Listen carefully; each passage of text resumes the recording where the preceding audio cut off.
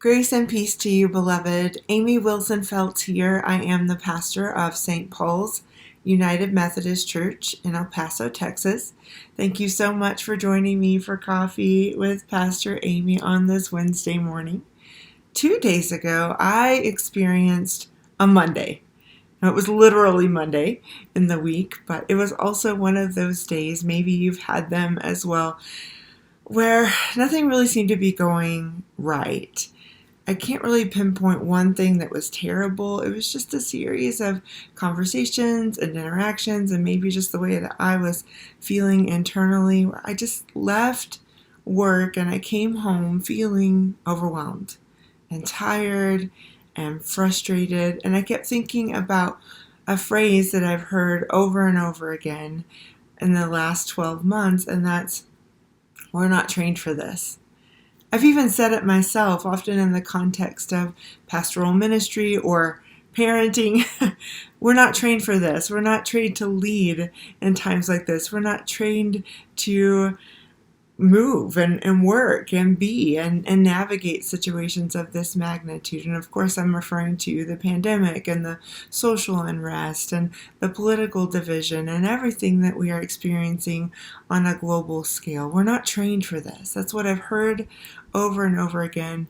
And I've even said it myself, and I've been thinking about that phrase over the past few days, and I've come to a conclusion, and that's we have been trained. We have been trained for times just like these. Listen to this. My brothers and sisters, whenever you face trials of any kind, consider it nothing but joy, because you know that the testing of your faith produces endurance. And let endurance have its full effect, so that you may be mature and complete, lacking in nothing. Now this is James chapter 1, verses 2 through 4. There are many verses that we could share together on this topic. Romans tells us that God causes all things to work for the good of those who love God and work for the purposes of God. Isaiah tells us not to fear. Do not fear, God says. I am with you. I will strengthen you, and I will help you. I will uphold you. Psalm 55 tells us to cast our burdens on God, on the Lord, and we will be sustained. We will not be shaken. Jesus tells us to have peace when we have trouble, because Jesus has overcome the world. And again, these are just a few verses that remind us that we have been trained, beloved.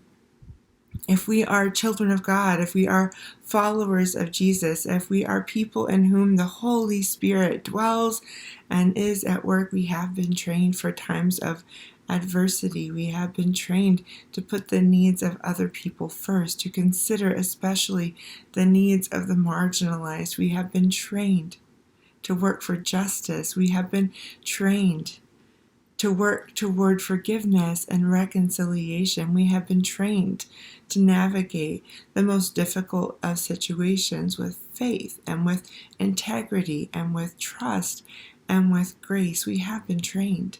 Now that doesn't mean that we won't have difficulty, that we won't have those days where we wish we didn't have to do this anymore. And that's really what we mean when we say we haven't been trained. We mean we don't want to do this anymore. We want things to be the way that they were. We're tired of having to make decisions and then having to remake them. We're tired of having to have 15 contingency plans. We're tired of not being able to navigate the world the way that we used to.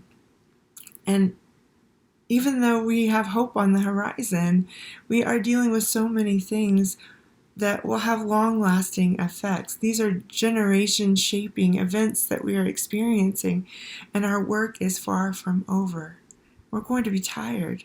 We're going to feel overwhelmed. We're going to feel the pressure of living in adversity day in and day out. But my hope is that when we have those moments, we can stop and we can take a deep breath and we can remember that we have been trained, and we can lean into that training. We can lean into our holy text, and we can remember that we were never created to do any of this alone.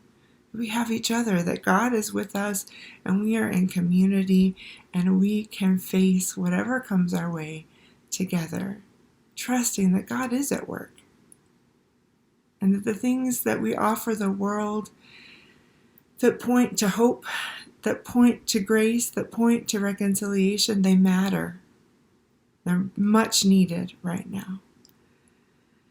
So I hope this has been encouraging to you this morning, wherever you find yourself, whether you are counting it all joy, whether you're struggling a little bit, whether you're somewhere in between. Please know that you are dearly loved, that you are not alone, that you have been trained for such a time as this, and that is really good news for the world. Thank you for your time today. I look forward to being with you here again next week for Coffee with Pastor Amy. Grace and peace.